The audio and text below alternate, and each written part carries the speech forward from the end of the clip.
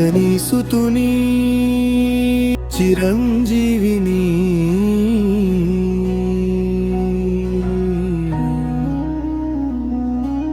కీర్తింపమనం ఎంతడన్యులమో గదా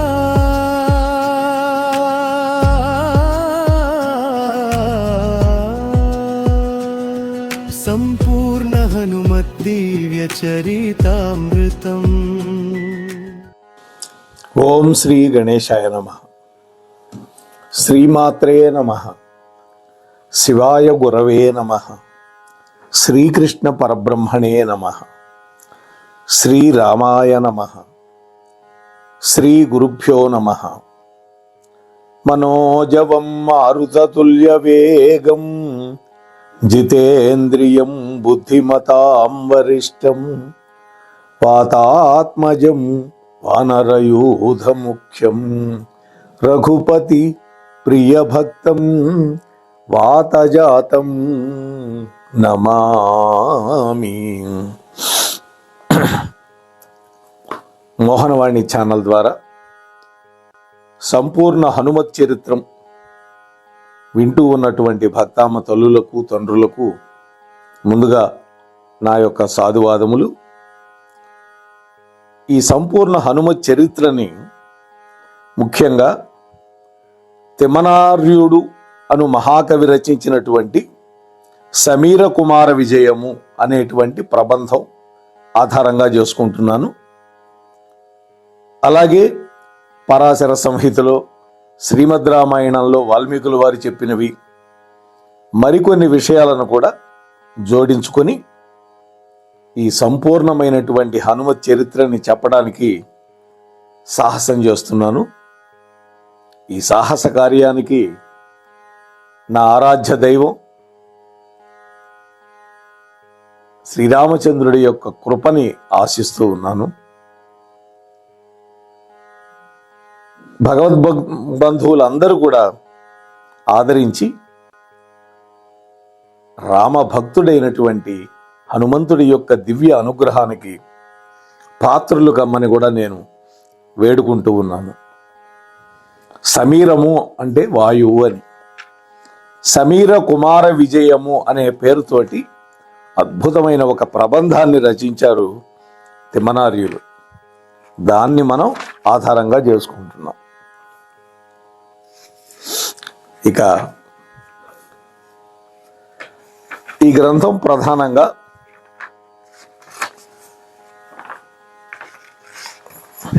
7 అధ్యాయాలతో ఉన్నది. 7 అధ్యాయాలు. ఈ 7 అధ్యాయాల గ్రంథాన్ని మనం అవలోకించే ప్రయత్నం చేద్దాం. కథ ప్రారంభం ఎలా అయిందో ముందుగా చూద్దాం. సర్వ వేదాంత వేద్యాయ పూర్ణాయ పరమాత్మనే సచ్చిదానంద రూపాయ భవిష్యద్ బ్రహ్మణే నమః.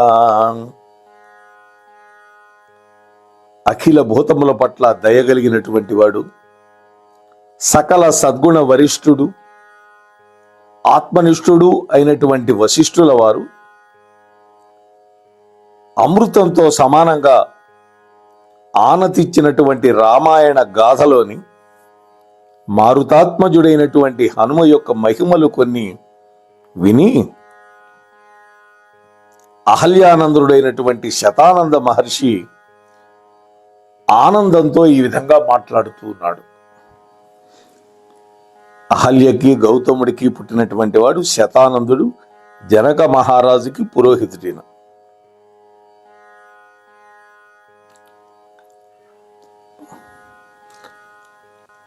ప్రశ్నిస్తున్నాడు వశిష్ఠ మహర్షిని.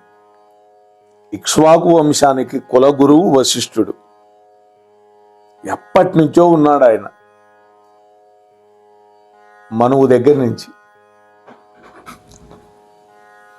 అటువంటి వశిష్ఠుడు పరమాత్ముడైనటువంటి శ్రీమన్నారాయణుడు ఎప్పుడెప్పుడు ఈ భూమి మీద మానవుడుగా అడుగు పెడతాడా అని ఎదురు చూశాడు వశిష్ఠుల వారు. అటువంటి వశిష్ఠుల వారిని మనకి యోగ వాసిష్టము అనేటువంటి గ్రంథం కూడా ఉంది. రాముడికి వశిష్ఠ మహర్షికి జరిగినటువంటి అద్భుత సంవాద రూపమే ఆ గ్రంథం. అడుగుతున్నాడు, ఓ వశిష్ఠ మహర్షి, లోకకంటకుడైనటువంటి రావణాసురుని సంహరించినటువంటి రామ భూపాలుని చరిత్ర మీరు తేటతెల్లంగా చెప్పగా తేనె సొనలు కురిసినట్లు వీణుల విందుగా విన్నాను నేను. అందులో మారుతాత్మజుడైనటువంటి హనుమ మహత్యాన్ని కొంతవరకే మీరు వినిపించారు. చూడండి, రామాయణంలో కావ్యం అది. వాల్మీకుల వారు హనుమని ఎక్కడ ప్రవేశపెట్టాడు పాత్ర? కిష్కింధాకాండలో వస్తాడు. అంటే బాలకాండ, అయోధ్యకాండ, అరణ్యకాండ 3 కాండల తర్వాత మాత్రమే హనుమస్వామి యొక్క ప్రవేశం జరిగింది. సుగ్రీవుడికి రాముడికి మైత్రి చేసే సందర్భంలో హనుమంతుల వారు మొట్టమొదట రామలక్ష్మణుల దగ్గరికి వచ్చాడు ఒక భిక్షువు రూపంలో. అది మనం శ్రీమద్ రామాయణంలో చదువుకున్నాం, విన్నాం. ఇక్కడ స్వామి ఆ ఆంజనేయుడి యొక్క చరిత్ర చాలా ఆశ్చర్యం కలిగించేదిగా ఉన్నది. అద్భుతమైనటువంటి ఆ మహానుభావుడి యొక్క సంపూర్ణ ప్రభావాన్ని చెప్పవలసినది అని మిమ్మల్ని ప్రార్థిస్తున్నాను అన్నాడు. ఇక్కడ వినేవాడు ఒక పరిప్రశ్న వేశాడు. అప్పుడు గురువుగారికి అనుగ్రహం కలుగుతుంది చెప్పడానికి. అప్పుడు ఇక్ష్వాకు వంశ పురోహితుడైనటువంటి వశిష్ఠుల వారు పరమ ప్రీతితో చెప్పటం మొదలుపెట్టాడు. మొట్టమొదట అయోధ్య నగర వర్ణన, శ్రీరాముడి యొక్క కొలువు కూటం గురించి చెబుతున్నాడు. నాయన శతానంద, తొలినాళ్ల నుండి ధనధాన్య సమృద్ధి కలిగినటువంటి కోసల దేశ పాలకులైనటువంటి ఇక్ష్వాకు వంశస్థులకి రాజధానిగా అలరారుతూ ఉన్నటువంటి అపర వైకుంఠమైనటువంటి అయోధ్య నగరాన్ని గురించి ముందుగా చెబుతాను విను అంటున్నాడు. అయోధ్య 7 మోక్షపురాల్లో ఒకటి. అయోధ్య, మధుర, మాయా, కాశీ, కాంచీ, అవంతిక, పురి, ద్వారవతీ చైవ సప్తైతే మోక్షదాయినః అని కదా మన పురాణాలు చెప్పినాయి. 7 మోక్షపురాల్లో మొట్టమొదటిది అయోధ్య. అయోధ్య అంటే జయింప శక్యము కానిది అని పెద్దలు చెప్పారు. యోద్ధుం నశక్తుం అయోధ్య. ఎవడికి జయింప శక్యము కానటువంటిది అయోధ్య నగరం. సాక్షాత్తు వైకుంఠమే అయోధ్య. ఇక్కడ మన అదృష్టం కొద్దీ ప్రధానమంత్రి మోడీ గారి నాయకత్వంలో అయోధ్య నగరంలో రామ జన్మభూమి అయినటువంటి అయోధ్యలో బాలరాముడి యొక్క విగ్రహ ప్రతిష్టాపన ఒక 2-3 ఏళ్ల క్రితం మనం చేసుకున్నాం. ఇప్పుడు అశేషమైనటువంటి జనవాహిని అయోధ్య వెళ్ళి ఆ బాలరాముడిని దర్శించుకుంటూ ఉన్నారు.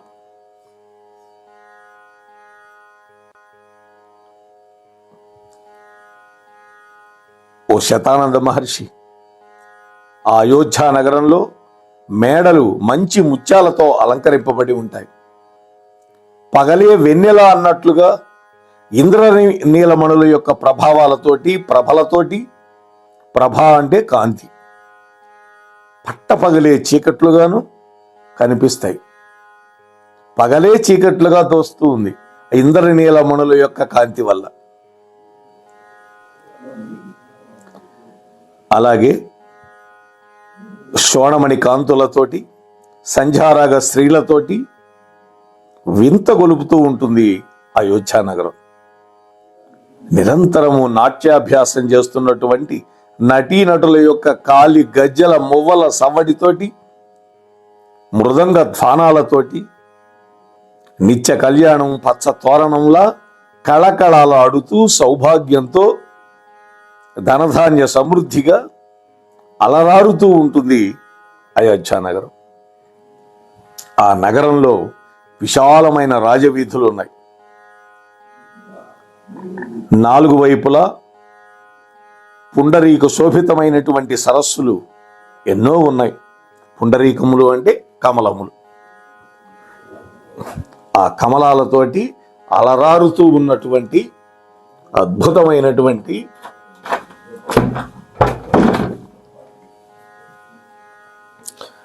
సరోవరాలు ఉన్నాయి అక్కడ.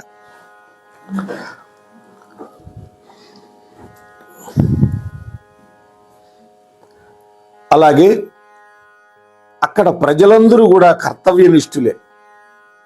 శ్రీమద్ రామాయణంలో అయోధ్యకాండలో అయోధ్య నగర వర్ణనంతా వాల్మీకులు వారు చేశారు.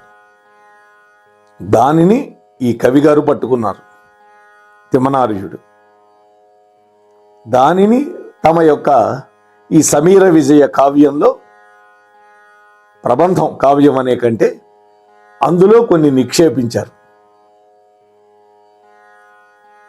ఇక్కడ ఏ దేశంలో అయితే ప్రజలు కర్తవ్యనిష్ఠులుగా ఉంటారో వాళ్ళందరూ నిత్య సంతోషులు అవుతారు.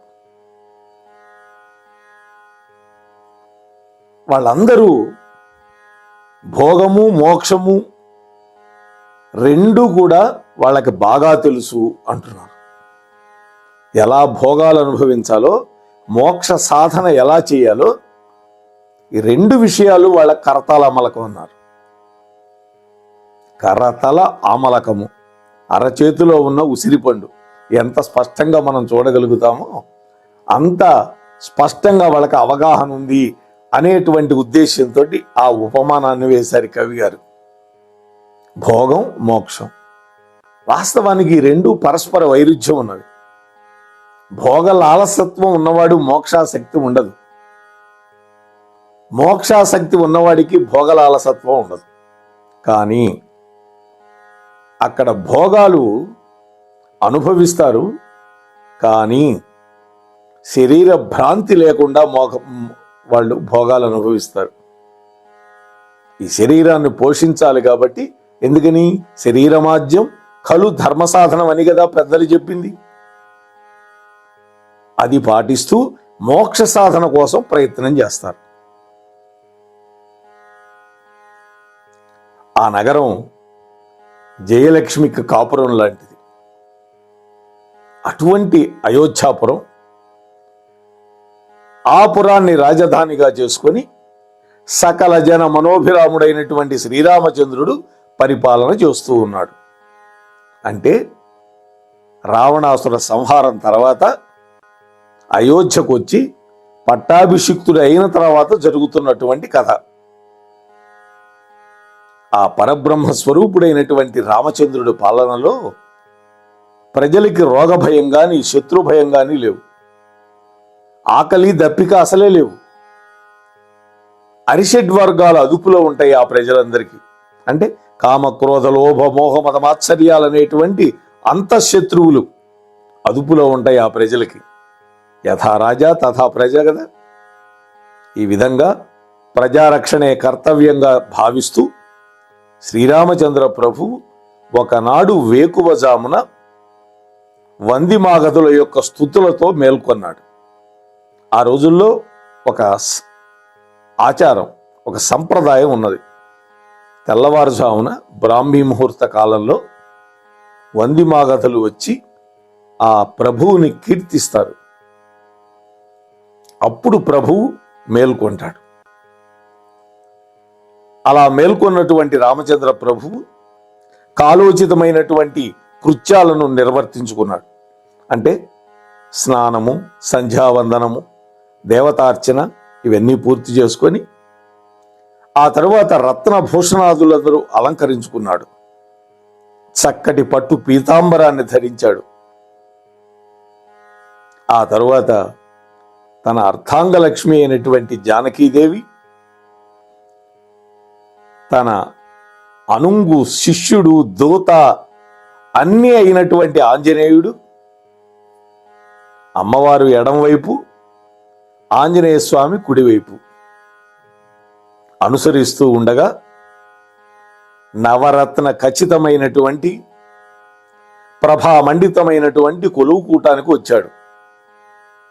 అక్కడ పద్మరాగమయ భద్రాసనం మీద ఆసీనుడయ్యాడు. పద్మరాగాలు పొదిగినటువంటి అద్భుతమైన బంగారపు సింహాసనం మీద రామచంద్ర ప్రభు కూర్చున్నాడు. ఆయనకి ఎడమ వైపు అమ్మవారు కూర్చుంది. ఆకాశం అంతా వ్యాపించినటువంటి ఇంద్రధనస్సు వంటి తోకని చుట్టుకొని నిశ్చలమైన దృష్టితో నిలబడి ఉన్నటువంటి భవిష్యత్ బ్రహ్మ అయినటువంటి హనుమంతుల వారు ఉంటే ఆ హనుమంతుణ్ణి దయాపూర్ణమైనటువంటి దృష్టితో చూశాడు రామచంద్రుడు. తనని నమ్ముకున్న వాళ్ళని అలా దయతో చూడటం అలవాటు రామచంద్రమూర్తికి. భరతుడు, లక్ష్మణుడు, శత్రుఘ్నుడు, సుగ్రీవుడు, అంగదుడు, నలుడు, నీలుడు, జాంబవంతుడు, విభీషణుడు వీళ్ళంతా కూడా పరివేష్టించి ఉన్నారు స్వామి దగ్గర. అంటే పట్టాభిషేకం అయిన తర్వాత ఘట్టం అన్నమాట ఇది. వశిష్ఠుడు, వామదేవుడు మొదలైనటువంటి సాధు పురుషులు చక్కటి వేద వచనాలు పలుకుతూ ఉన్నారు. అనేక దేశాల నుంచి పట్టాభిషేకాన్ని దర్శించడానికి వచ్చినటువంటి రాజులు అందరూ కూడా తలకాయలు వంచి వాళ్ళు మొక్కుతూ ఉంటే ఆ శిరస్సుల మీద ఉన్నటువంటి కిరీటాలలో ఉన్నటువంటి అద్భుత మణుల కాంతుల మధ్య, చుక్కల మధ్య చంద్రుడిలాగా మహాశోభతోటి నయనానందకరంగా వెలిగిపోతూ ఉన్నాడు రామచంద్రమూర్తి. ఆ సమయంలో సభాభవనంలోకి ప్రవేశించాడు కుంభసంభవుడైనటువంటి అగస్త్య మహర్షి. ఆయన కుండలో నుంచి వచ్చాడు. మిత్రావరుణుల యొక్క వీర్యం ఒక అప్సరసని చూడటం వల్ల వాళ్ళకి వీర్య పతనం అయింది. అప్పుడు ఆ వీర్యాన్ని వాళ్ళు కుండలో భద్రపరిచారు. మిత్రావరుణుడు, మిత్రుడు అంటే సూర్యుడు, వరుణదేవుడు, ఆ రెండు వీర్యాల వల్ల ఇద్దరు కవలలు పుట్టారు. వాళ్ళల్లో ఒకళ్ళు అగస్త్య మహర్షి, రెండో వాళ్ళు వశిష్ఠ మహర్షి. ఇది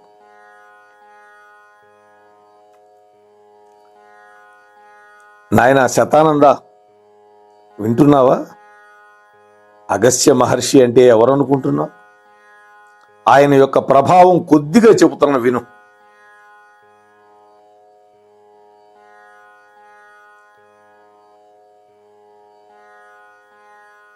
అలనాడు శంకరుడి యొక్క పగవాళ్ళకి అజ్ఞానంతో ఆశ్రయం ఇచ్చాడు సముద్రుడు. చూసారా? అంటే లోక కంటకులైనటువంటి రాక్షసులు సముద్రుడిలో దాక్కున్నారు. పోయి ఆశ్రయం పొందారు. సముద్రుడికి ఇచ్చాడు, సముద్రుడు ఇచ్చాడు. అజ్ఞానం వల్ల ఇచ్చాడు అంటున్నారు ఇక్కడ. అప్పుడు అగస్త్యుల వారు వెళ్ళాడు. ఆ సముద్ర జలాన్ని అలా చేతిలోకి తీసుకొని మొత్తం కూడా ఆపోషణ పట్టాడు. ఆపోషణం, ఔపాసన కాదు. ఆపహ అంటే నీరు, అశనము అంటే ఆహారంగా పుచ్చుకోవటం. అది ఆపోషణము అంటే అర్థం.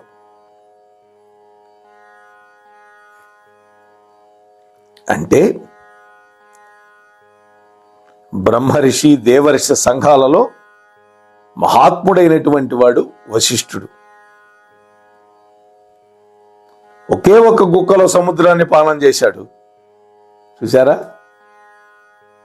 అంతేకాదు, గర్వంతో ఆకాశం దాకా పెరిగి సూర్యుడి యొక్క గమనాన్ని ఆపినటువంటి వింధ్య పర్వతం యొక్క గర్వాన్ని ఖర్వం చేసినటువంటి వాడు వశిష్ఠుల వారు. అటువంటి అగస్త్య మహర్షి వచ్చాడు సభాభవనంలోకి. ఆ మహర్షిని చూసినటువంటి రామచంద్రమూర్తి సంభ్రమాశ్చర్యాలతోటి 2 చేతులు అంజలి ఘటించి ఎదురు వెళ్ళి ఆ మహాత్ముణ్ణి పూజించి వెంట పెట్టుకొని వచ్చి ఉచితమైన ఆసనం మీద కూర్చోబెట్టాడు.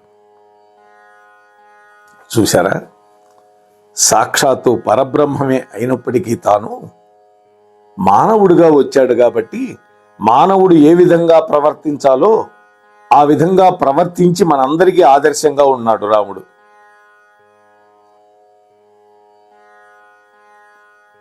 అలా కూర్చోబెట్టిన తర్వాత వినమ్రంగా, ఓ మునీంద్ర, సర్వులకు భద్రమే కదా, అందరి యొక్క యోగక్షేమాలను విచారించటం ప్రభువుగా నా కర్తవ్యం.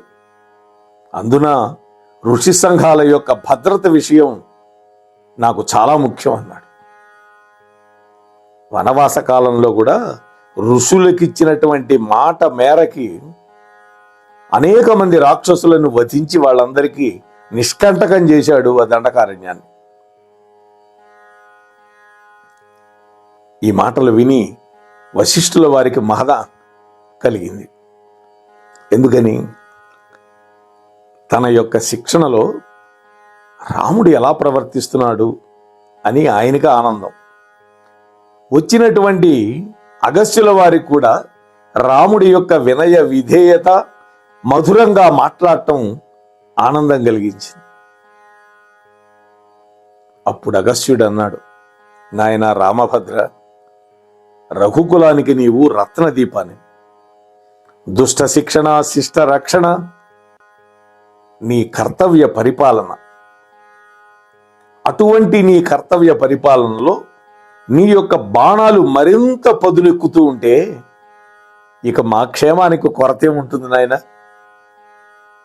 రావణాసురుణ్ణి సంహరించి పార్వతీదేవికి, సముద్రుడికి అభయమిచ్చి పుణ్యవంతులైనటువంటి నదీమ తల్లులకు సంతోషాన్ని కలిగించావు నాయన. పాలిపోయినటువంటి దేవతా స్త్రీల చెక్కిళ్ల మీద ఇప్పుడు చిరునవ్వుల యొక్క వెన్నెలలు పూస్తున్నాయి. అంతకుముందు వాళ్ళంతా రావణాసురుడి దెబ్బకి హడిలిపోయి అతని సేవలో ఉండిపోయినారు. కాంతలు ఇప్పుడు నిర్భయంగా మైపూతలతోటి అలంకరించుకుంటూ ఉన్నారు. సిద్ధ చారణ గణాలు పారిజాత పూల సువాసనలతోటి వెదజల్లే ఆ పూలతోటి రత్నలింగాలని ఆరాధించుకోగలుగుతున్నారు. ఈ విధంగా లోకకంటకుడైనటువంటి రావణుడి యొక్క వధ తర్వాత 3 లోకాల్లో ఉండే ప్రజలు, మునులు, మానవులు దైన్యం లేనటువంటి జీవితాన్ని అనుభవిస్తున్నారు. కానీ అన్నాడు, ఎన్ని జరిగినా ఒక కానీ వేశాడు ఇక్కడ.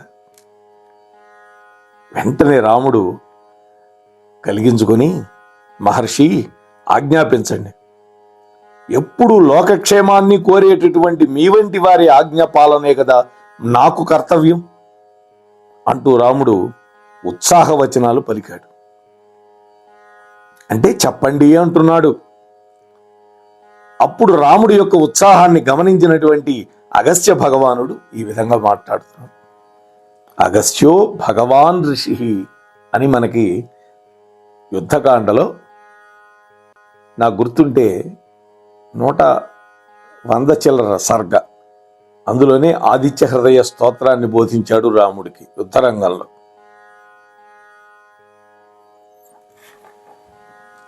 అప్పుడు రాముడు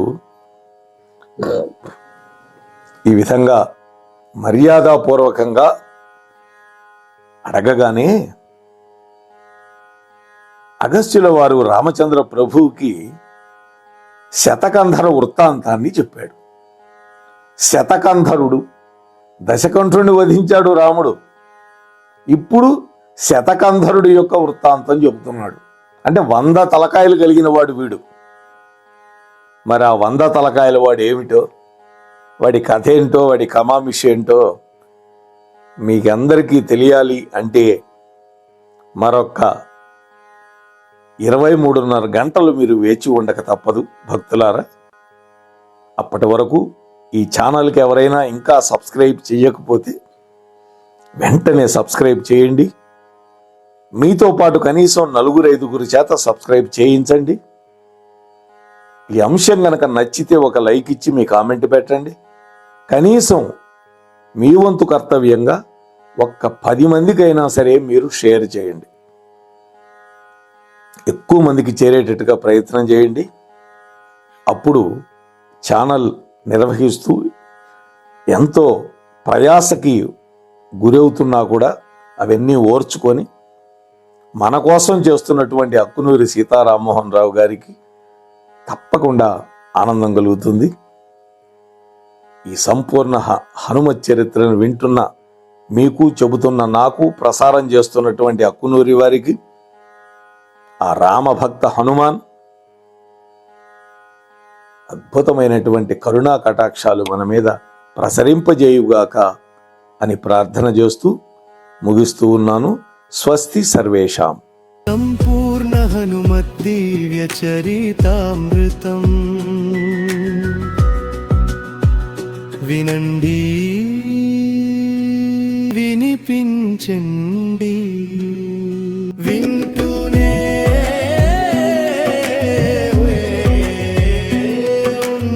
ఉండండి.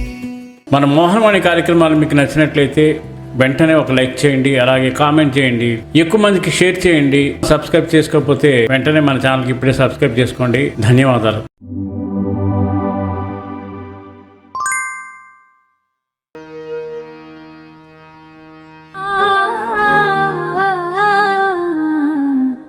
మోహనవాణి మదిని దోచే